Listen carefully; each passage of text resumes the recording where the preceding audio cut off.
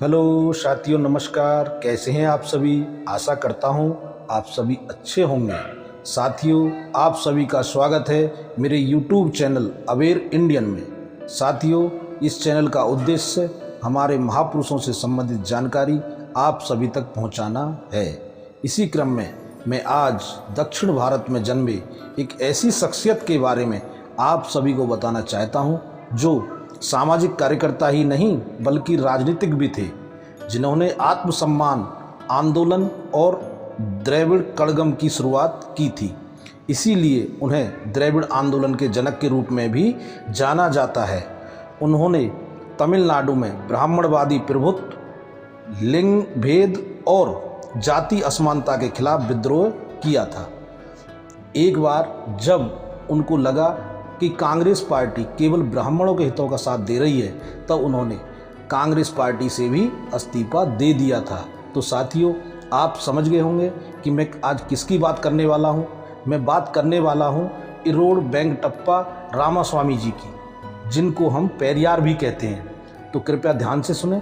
आशा करता हूं आपको पसंद आएगी। अगर पसंद आए तो मेरा चैनल सब्सक्राइब अवश्य करें, जिससे कि मेरे द्वारा डाली गई प्रत्येक वीडियो आप तक पहुंच सके और हम एक दूसरे से जुड़ सकें।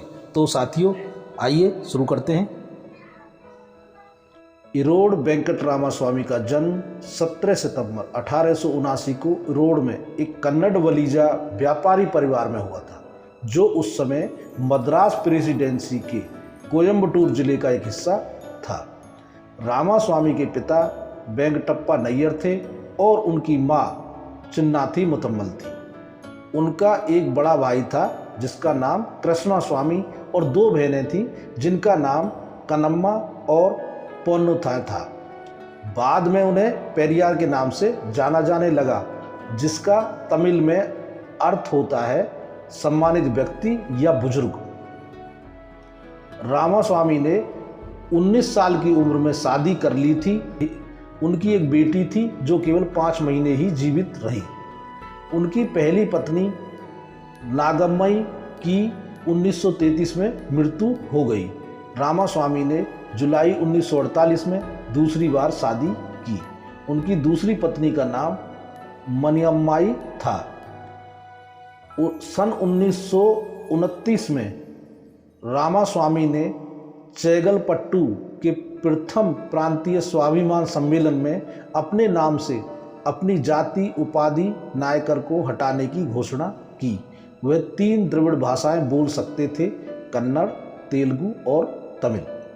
रामास्वामी ने 5 साल तक स्कूल में पढ़ाई की, जिसके बाद वह 12 साल की उम्र में अपने पिता के व्यापार में शामिल हो गए।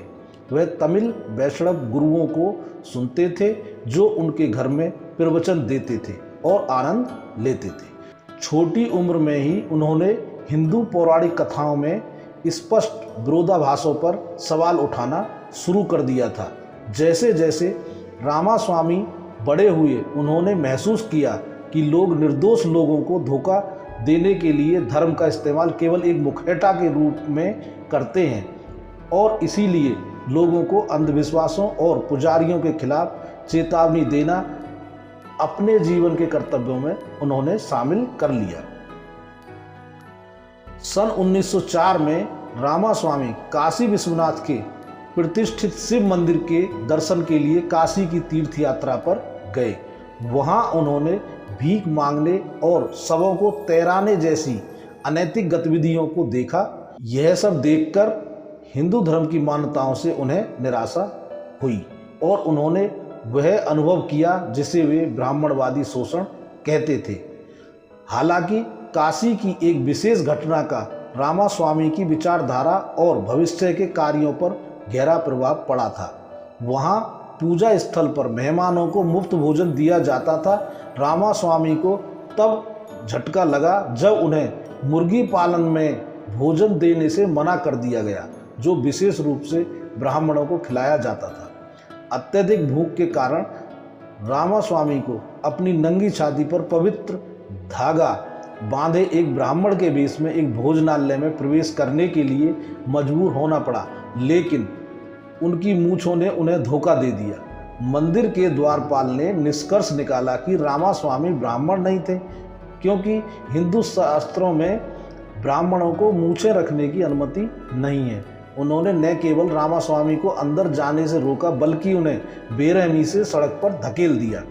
जैसे जैसे उनकी भूख असहनीय होती गई, रामास्वामी को सड़कों पर बचा हुआ खाना खाने के लिए मजबूर होना पड़ा।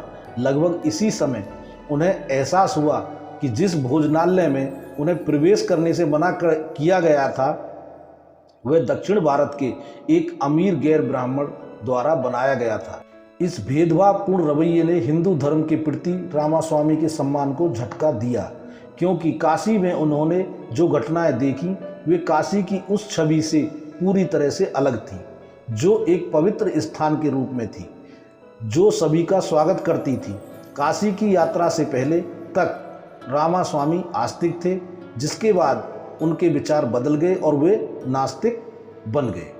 सन 1919 में उन्होंने अपना व्यवसाय छोड़ दिया और भारतीय राष्ट्रीय कांग्रेस में शामिल हो गए। उन्होंने इरोड़ नगर पालिका की अध्यक्षता संभाली और पूरे दिल से खादी के उद्योग को फैलाने, ताड़ी की दुकानों पर धरना देने, विदेशी कपड़ा बेचने वाली दुकानों का बहिष्कार करने और अस्पृश्यता को खत्म करने के लिए रचनात्मक कार्यक्रम चलाए।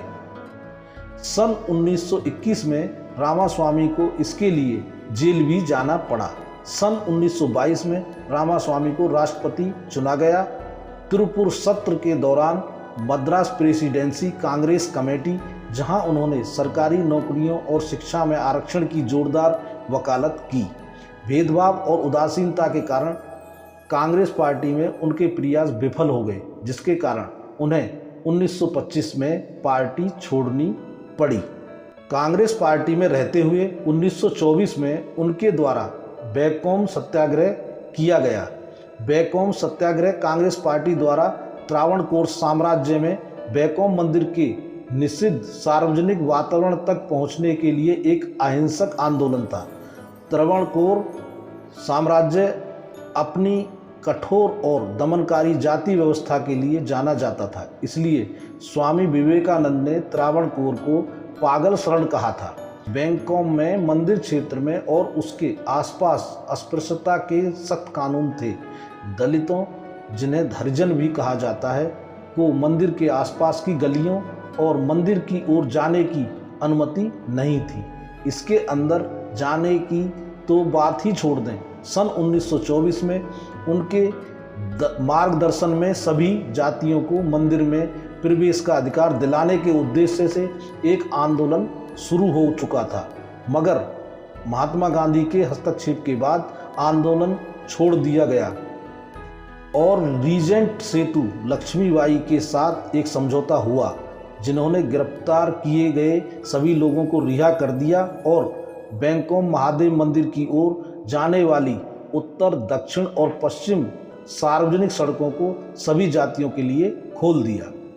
रामास्वामी और उनके अनुयायियों ने सामाजिक असमानता, छुआछूत, हाथ से मैला ढोने की प्रथा आदि को समाप्त करने के उपाय करने के लिए सरकार को प्रभावित करने और दबाव डालने के लिए लगातार अभियान चलाए, जिसके अंतर्गत सन 1952 में आत्मसम्मान के लिए एक प्रशिक्षण विद्यालय खोला गया, जिसका उद्देश्य केवल सामाजिक सुधार लाना नहीं था, बल्कि एक नई भावना को बढ़ावा देने और एक नए समाज का निर्माण करने के लिए सामाजिक क्रांति लाना था।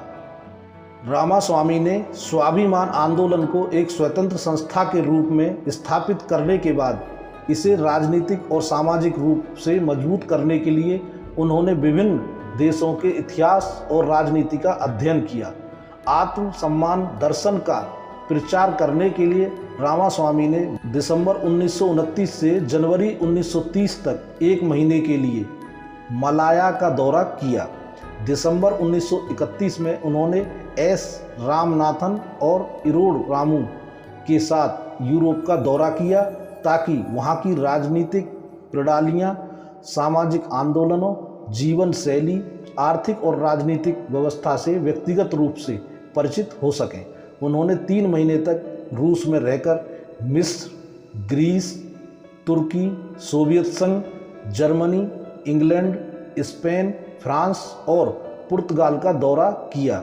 अपनी वापसी यात्रा में वह सीलोन में रुके और नवंबर 1932 में भारत लौट आए।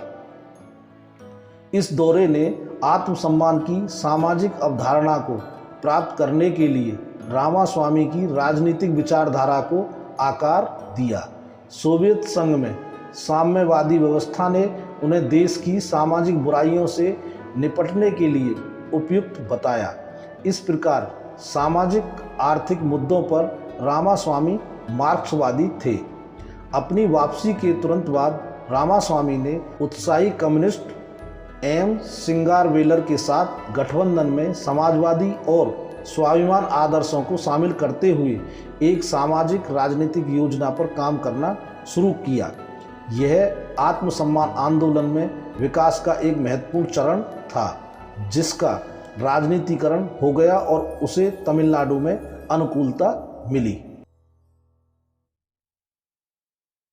सन 1956 में तमिलनाडु कांग्रेस कमेटी के अध्यक्ष पी कक्कन की चेतावनी के बावजूद रामास्वामी ने हिंदू भगवान राम की तस्वीरें जलाने के लिए मरीना में एक जुलूस का आयोजन किया। बाद में रामास्वामी को गिरफ्तार कर लिया गया और जेल में डाल दिया गया। रामास्वामी की गतिविधियां तब भी जारी रहीं जब वे 1958 में अखिल भारतीय राजभाषा सम्मेलन में भाग लेने के लिए बेंगलोर गए।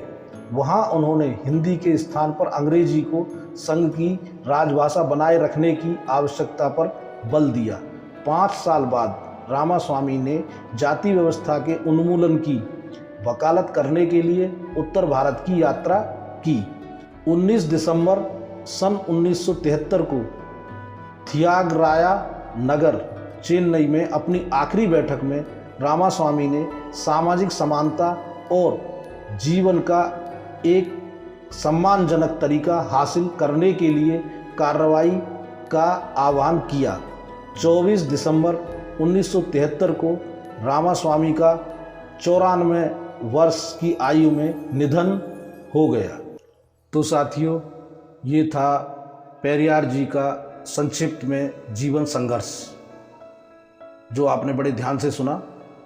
इसके लिए आपको बहुत बहुत धन्यवाद। आशा करता हूँ इस वीडियो से आपको ज़रूर कोई नई जानकारी प्राप्त हुई होगी। इसके लिए एक बार फिर आप सभी का बहुत बहुत धन्यवाद।